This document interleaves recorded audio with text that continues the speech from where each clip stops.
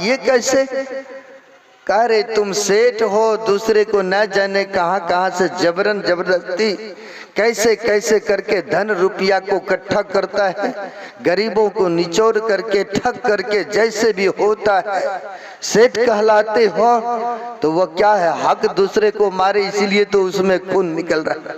हमारे ये भक्त है, ये पसीने मेहनत ईमानदारी की कमाई है, इसलिए इनके भोजन से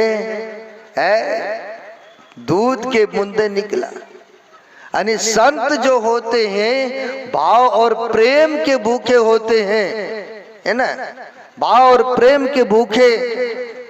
वैसे ही वहां पर 56 प्रकार की व्यंजन को त्याग दिए, लेकिन भगवान कृष्ण ने उनका दुर्योधन का अहंकार बड़ी भोजन नहीं लिया। इसलिए कहा दासी सुत भाजी, जप तप नेम आचार करे बहुत तेरा को। बहुत जप तप आचार कर रहे थे जंगलों में, लेकिन भगवान श्री राम सबके पास नहीं गए। जब तप आचार करे बहुत तेरा को, अखाए सबरी के बैर ऋषि मुनि सब रोए।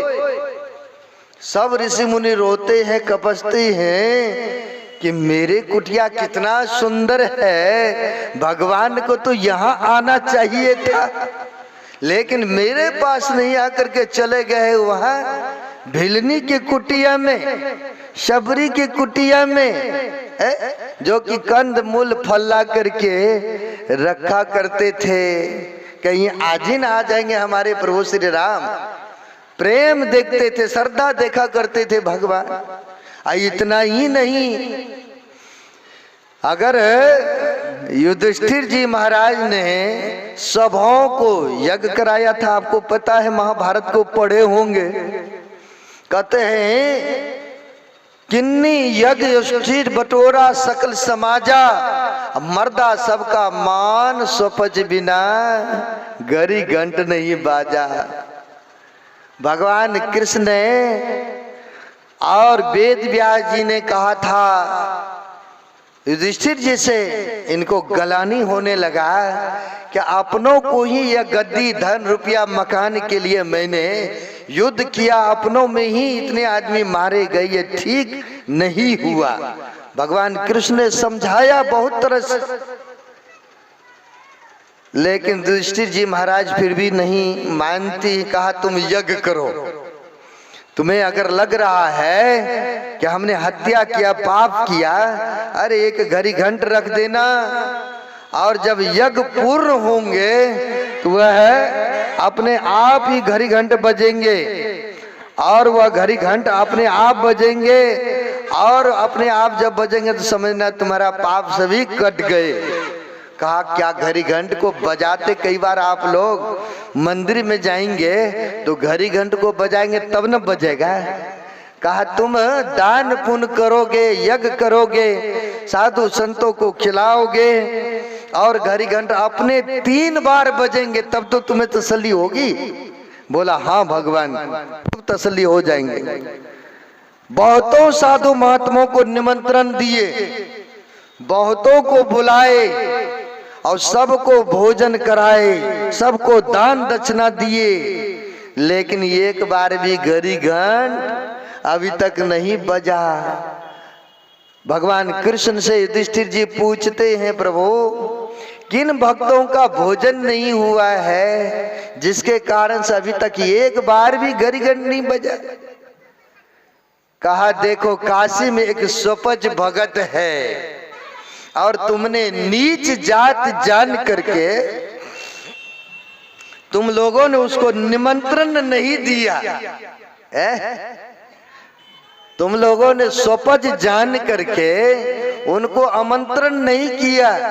जब तक ऐसे भक्तों का भोजन नहीं होगा तब तक तुम्हारा यज्ञ पूर्णाहुति नहीं हो सकती। भेजा किनको? भीम को भेजते हैं, जिनको शरीर में 10,000 भांति का बल। कहा भीम जाओ उनको स्वपच भगत को ले आओ, अपने दरवाजे पर भोजन कराएंगे। बड़ों का आज्ञा मान करके भीम चला तो गया, लेकिन मन में भिन्नता खिन्नता कि कैसे डोम के पास हमारे भाई साहब भेज रहा, जाति के नीचे है उनके पास भेज रहा। अब गए, बड़ों का आज्ञा मान करके चले तो गए, जा करके सीधी सीधी कहते हमारे भाई साहब आपको बुलाए हैं भोजन के लिए, चलिए हमारे दरबार में। कोई नमस्कार नहीं, कोई प्रणाम पाती नहीं। और संत जो होते हैं जानी जाने होते हैं, संतो भाव के प्रेम के भूखे हुआ करते हैं। जान गए इसके अंदर में अहंकार बड़ा बड़ा है।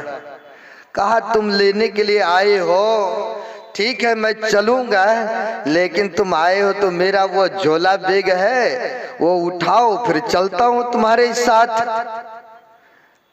अब लेके जाना है। अब सोचने लगा ये नीच वर्ण का झोला बैग मैं उठाऊं, चलो भाई का आज्ञा है कोई बात नहीं। एक उंगली को लगाते हैं संतों के कहते चरण धूली भी अगर मिल जाए तो आदमी का कल्याण उद्धार हो जाती। लेकिन भीम अहंकार बड़ा पर करने से अंदर में अहंकार पल रहा था, इस वजह से एक उंगली से संतों का झोलिया उठाते और ऐसा हुआ वह झोली हिलता तक भी नहीं है, क्योंकि अहंकार था ना उसके अंदर। एक उंगली से उठाने का प्रयत्न किया लेकिन झोलिया उठा तक भी नहीं, पूरे बाजू का ताकत लगा दिए, लेकिन फिर भी संतों की झोलिया उठा नहीं पा रहे, नहीं उठा पाए।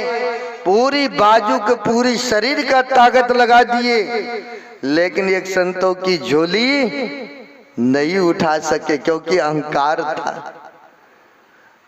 आके कहते हैं आपको चलना हो तो चलो मेरे साथ, नहीं तो पड़ा रहो कुटिया में। कहा जाओ तुम, हमें तुम्हारे साथ जाने की आवश्यकता नहीं।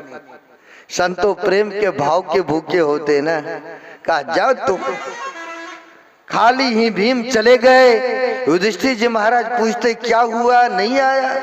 और नहीं आया।